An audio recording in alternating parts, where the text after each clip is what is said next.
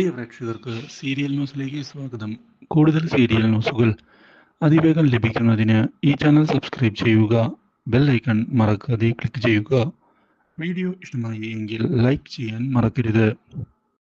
നന്ദുവിനെ ചെന്ന് കണ്ട് നന്ദുവിനെ വിവാഹം കഴിക്കാൻ തനിക്ക് താല്പര്യമുണ്ട് എന്നുള്ള കാര്യം അറിയിക്കുന്ന അനി അനാമികയെ എൻ്റെ ജീവിതത്തിൽ നിന്ന് ഞാൻ എന്നേക്കുമായി ഒഴിവാക്കുകയാണ് എന്നുള്ള കാര്യം അറിയിക്കുകയും ചെയ്യുന്നു.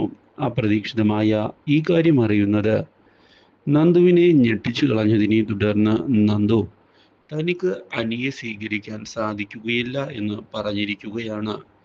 ഇപ്പോൾ എൻ്റെ സഹോദരിമാർ നിന്റെ വീട്ടിൽ അനുഭവിക്കുന്ന കഷ്ടപ്പാട് ഞാൻ നേരിട്ട് കാണുന്നതാണ്.